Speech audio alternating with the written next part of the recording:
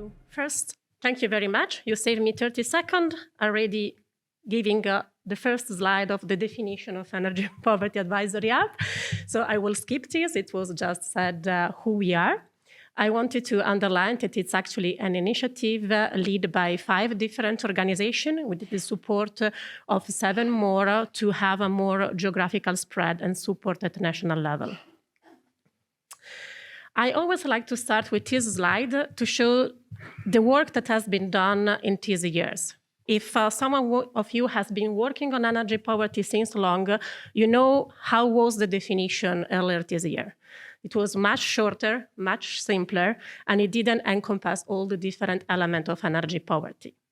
This new definition that will come out with the Directive of Energy Efficiency, it underlines the complexity of this topic and how much more we need to work and collect information from the local governments to channel them, to refine it even more and influence different policies. What is EPAH doing for the municipalities? I like to start talking about our direct support. At the moment, we have more than 50 projects awarded covering 80 municipalities across 2 different calls across all Europe. What are we doing? What we call it's called trio support. So basically the local government asks us help and what they need to investigate more, but they need to put their effort to implement the action. They are supported by a local expert that knows better what is going on the national level and the local level. And through us, they receive what we call it's connecting them to the wider network across Europe to start learning from each other and share what are the challenges and what it can be the possible solution that are in another part of Europe already been implemented and can help. Even here, we see the difference from our first call for technical assistance to the second call for technical assistance. What were the key topics that were asked? When we started the first call, it was more than 1 year ago, and the topic we received the request for help was talking about financial solution, indicators, capacity building. We can see the words were more or less the same. The second call, however, became more enriched, become more focused. We wanted to talk about impact, how to include energy poverty in CEECAP, how to specifically address vulnerable consumers, like talking about elder, how to include the health sector, how to go on planning renovation. We see firewood, that it's important, especially for Hungary. And we see how enriched and more complex become also the request for help. I wanted to present some of the results of the first technical assistance to give you an idea of the work that has been done together. For example, in Murcia, Spain, the objective was to accompany the already existing energy poverty group to start moving further and develop more the relationship with different stakeholders and identify what was not making so successful already action they have done. This resulted in an increased capacity of the team inside the municipality, but also in relationship with the external stakeholders. They identified more specific indicators, but also they were able to understand that the action that they have been doing were probably needed to be planning better and to prioritize different activities in order to be successful. Lorca, Spain was a different realities. They were working in the Barrio Altos. That was a specific area with a lot of difficulties. They were performing interviews, questionnaire, discussing with experts, with the idea to have a more detailed characterization of the area and understand how to use the situation to help the people there. So what they ended up, you can read all in detail in the presentation, but it was a map to understand better which households were more in needs at the moment. As you can see in this slide, this is the status of some of the houses. Here we see that energy poverty is actually also overlapping a lot with poverty, but it's not only limiting with that. Another technical assistance was in Modena. Here, the idea was to try to understand the situation, to set the basis for developing an energy community. They went on mapping the different stakeholders that can help them develop this relationship. doing a survey on the neighborhood to see how to involve better the community, and then defining the technical characteristic to be not only an energy community, but also to involve the vulnerable consumers. The result was the signature of a protocol of energy poverty with different actors, the planning for moving on with the energy communities, and now the municipality will go on by itself to continue involving the vulnerable consumers in their plans. Another result, it's from Lumiar, Portugal. Even here, the goal was to set the first city-led and inclusive renewable energy communities in Portugal, with the goal of tackling energy poverty and promoting the energy democracy. Here, the technical expert and EPAH went quite further. They started with an energy poverty analysis and diagnosis of the whole situation. They sized the renewable energy system, and then they developed the inclusive financial and operational model that was specifically designed to make sure the vulnerable consumers were involved.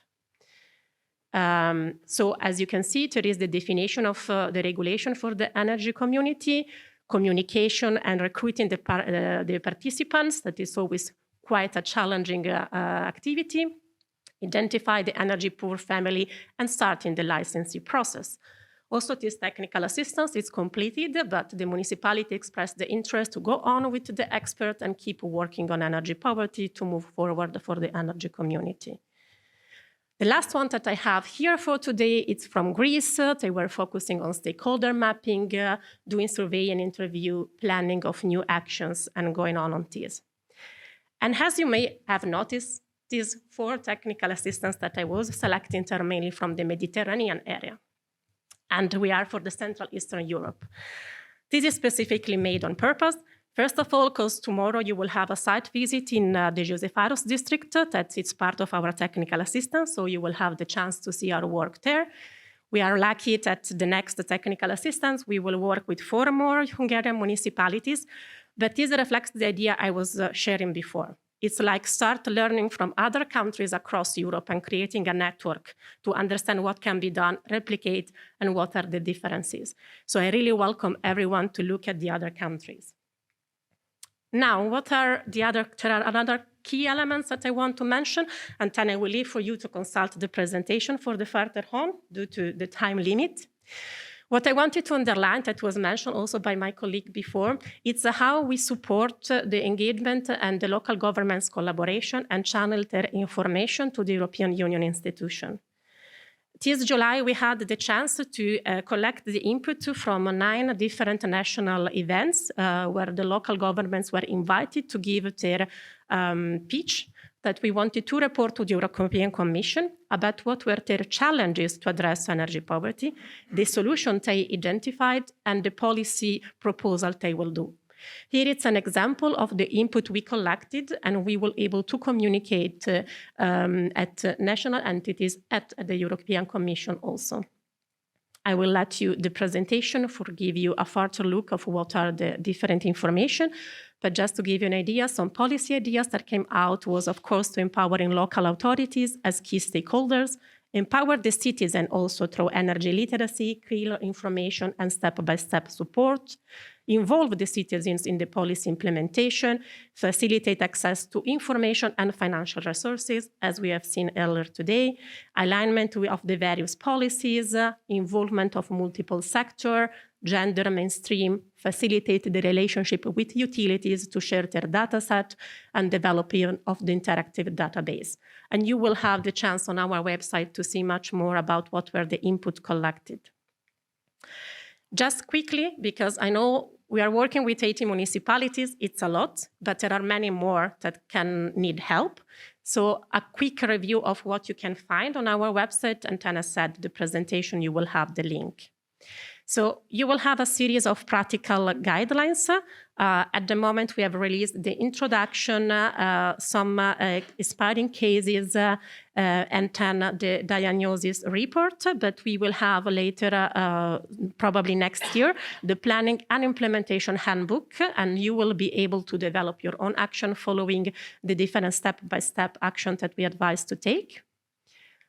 We have online courses. At the moment, there are 2 courses released, and the next year will come out the 25-hour course. That will be a most comprehensive one with detailed action, interview, and experiences. You can always access our EPAH Atlas. It's a live atlas, so if you also have new projects ongoing on energy poverty, please send it to us in order to be included on the atlas and facilitate the sharing with other stakeholders. We have the National Indicators database. We always welcome people to access this dashboard, even if you are a local authority, because the indicators, and especially the note about how to read the indicators, does not change at the national and local level. Maybe the number for you it's less different, a different number, but we have the part that is called bear in mind and some critical consideration on how to treat the indicators, and this can help you in the definition of your own ones. We have network events, we have conferences on site. Later this month, we will have our yearly international conference in Warsaw. But we have every month what we call the lunch talk, on which we focus on specific topic, then national events and webinars. To stay up to date, follow our website with all articles and all the news, but also you can reach directly to us through the help desk or through Twitter in order to receive more information.